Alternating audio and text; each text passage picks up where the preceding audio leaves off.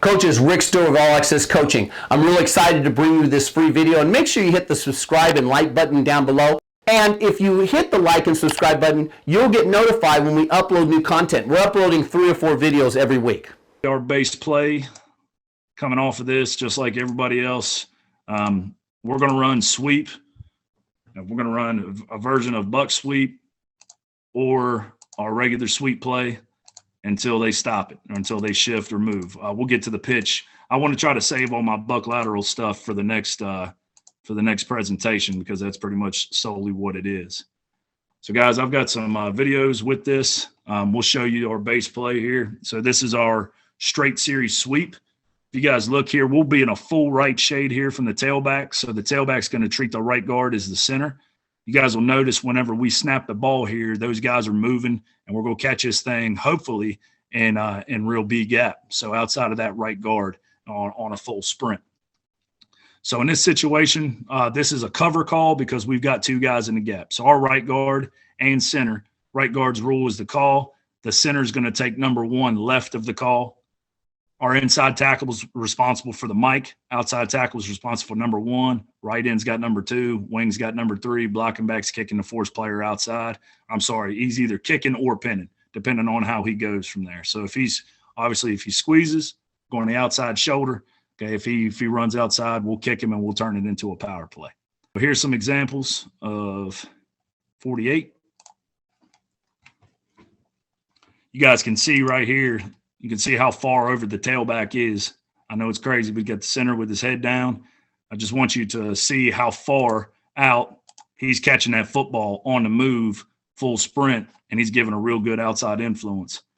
This is really important for us coming on later, because whenever we run our power play, we've got to have a really good outside influence. We want our tailback catching this ball flat, sprinting for 3 steps to make it look like sweep. So it gives us a good outside influence to run power. Here's an example of 48.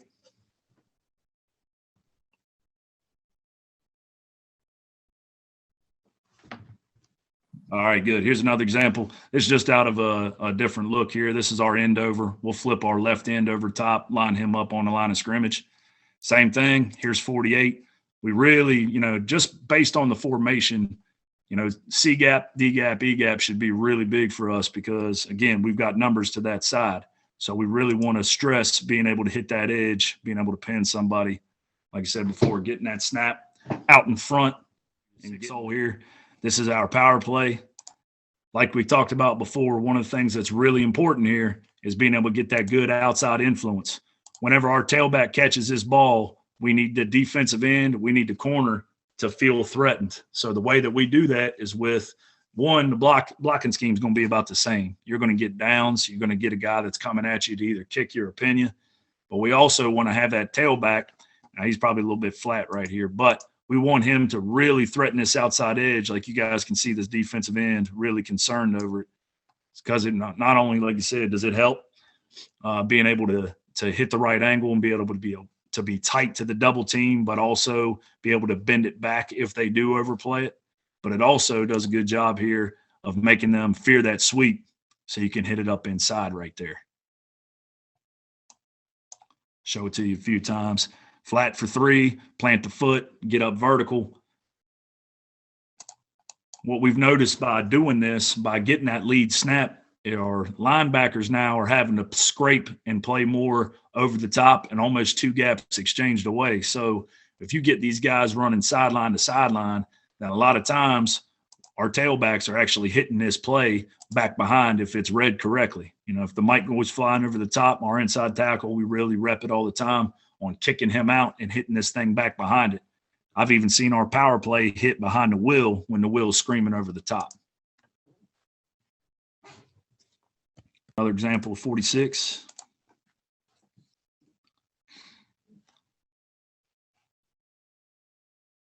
Now with our scheme, some things that we do.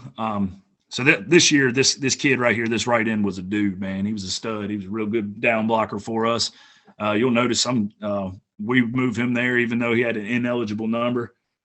We had one less guy eligible on the field, but it allowed us to do certain things. So normally on 46, we got a double team. from our right end and from our wing if it's anything less than a 3 call. So what we found there is if that kid could take him on and do his thing, that enabled the wing to have a little bit of an influence. They always say to, disregard outside influences. Well, on 48, when this kid's going to reach this kid and it looks just like 46, then all of a sudden you got this defensive end's head swimming. So what you're going to get right here from this right end, he's going to make an exit call to the wing. So that's going to allow the wing to give a shuffle step, like he's going to reach this defensive end to get him to widen a little bit, and then he's going to release out to the corner. The fullback hears that that's the exit call, so he's actually going to take, and he's going to get to the safety. He's going to take the wing's original job. So you get that hop step right out there. We call that the basketball shuffle. He's going right to his outside shoulder, and then he's running and trying to do his best to get up to that corner. Didn't do a great job there, but that's one of the great things you can do, like I said, whenever we lead snap, get the football to an athlete. So last example, guys, we don't run a ton of plays, so we spend a lot of time on pretty much just saying what can the defense do or what will they do to us. So when I knew we were a really good football team is whenever we could convert power into sweep and sweep into power. Same thing with trap and same thing with the other plays I'll show you. So what ends up happening here is we're running 46. Defensive end does a good job of squeezing. This blocking back does a good job of getting to his outside shoulder and pinning him. The fullback reads it. So the fullback bounces this a hole wider, goes out to the corner, and the tailback's just going to follow. Again, guys, that came from reps after reps after reps of getting good at it. And so, you feel like a real good coach whenever, you're calling 46 and you're running 48 and, running, it obviously didn't make a great play call there because they squeezed it and did a good job. So that's kind of how 8 and 6 work together, that outside influence and then hitting up and through there.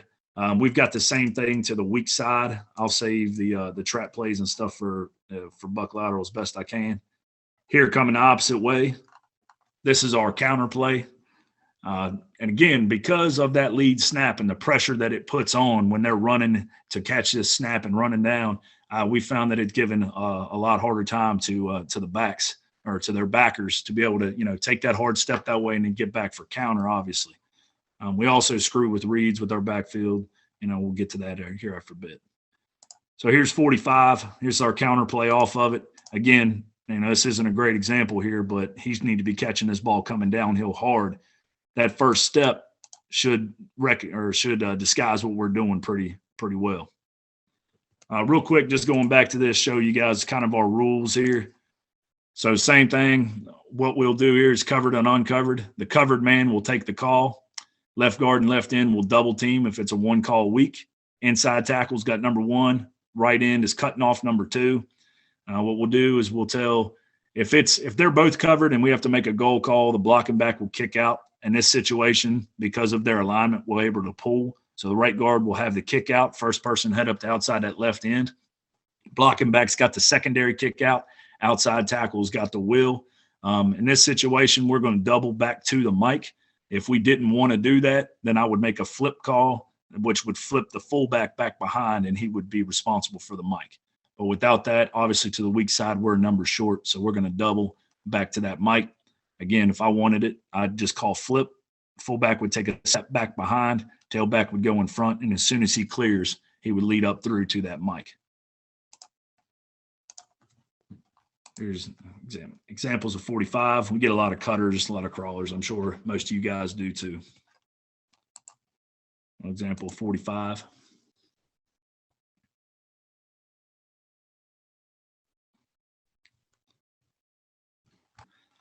This is our straight series.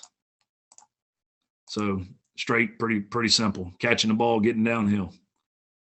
So our tailback, 48 and 46, sweeping a power play, and then this is our answer with the wing coming back through. Now, just like we had before, to the weak side, just like we have to the strong side, we've got our ability to hit it outside. So here you go. Here's your double team down. Again, the thing we like the most is we want to make everything look the same until it's not. Get that good double team, make that man squeeze, take him out of the play, get to his outside shoulder. Same thing here, outside shoulder. Here's a situation. I know it's tough to see, but if you guys see this fullback we called this with the flip call. So he's just going to step right behind, flip around, lead out here to that corner, get our good numbers. This kid actually leaps him and goes and scores. It was a heck of a football play against a county rival. But that's our way to combat teams that want to squeeze the living crap out of us. Here's another look from the back on a 7-hole play. Only thing I think I would make 7-hole play better is I wish we could cut an open field. It'd be real nice. Need to move to Texas or Massachusetts for that, but it's that 7-hole flip. It's like you guys were, on jet and other things, we're teaching hash number sideline. Keep running to that edge until you can't. Does a good job pinning. The outside shoulder, outside shoulder. That is our 7-hole play there. Coaches, I really hope you got some great information from that YouTube video. Again, hit the subscribe and like button down below. It gives us valuable data. And you also get notified when I upload new content to this channel. Thanks for watching, coaches.